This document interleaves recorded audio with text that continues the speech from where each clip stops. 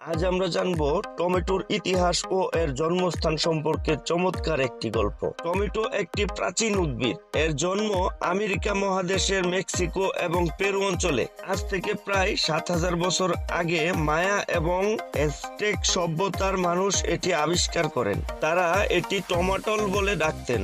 মেক্সিকোতে প্রথম টমেটো ছিল ছোট চেরি আকৃতির এবং মূলত এটি বুনো উদ্ভিদ হিসেবে বেড়ে উঠত। ১৫ শতকে স্প্যানিশরা যখন আমেরিকা বিজয় করলো, তারা টমেটো সহ অন্যান্য অনেক ফসল নিয়ে গেল ইউরোপে। ইউরোপের মানুষ প্রথম দিকে এটিকে ভয়ে ভয়ে স্পর্শ করত, কারণ টমেটো দেখতে সুন্দর হলেও তাদের মনে হয়েছিল এটি বিষাক্ত। তারা বিশ্বাস করত টমেটো খেলে মৃত্যু হতে পারে। এই ভুল ধারণার কারণ ছিল টমেটোর সম্পর্ক সোলানিসি পরিবারের সঙ্গে, যাদের মধ্যে বিষাক্ত উদ্ভিদও রয়েছে। তবে ইতালীয়রা টমেটোর সত্যিকার গুণাগুণ আবিষ্কার করলো। ১৬ শতকের দিকে ইতালীয় রান্নায় টমেটো যোগ হতে শুরু করে। এরপর এটি দ্রুত ছড়িয়ে পড়ে ইউরোপের অন্যান্য অংশে।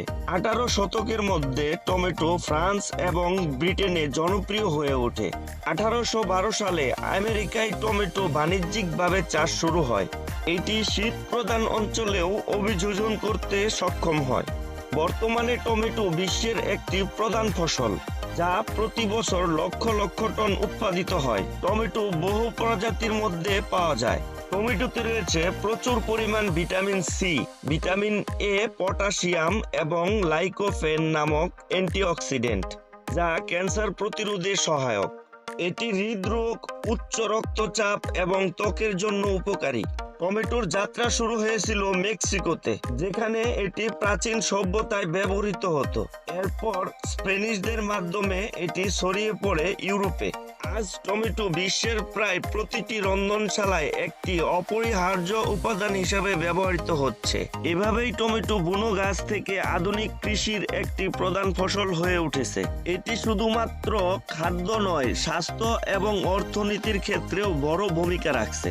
আশা করি আজকের গল্পটি আপনাদের ভালো লেগেছে। দেখা হবে পরবর্তী ভিডিওতে। সবাই ভালো থাকবেন। আল্লাহ হাফেজ।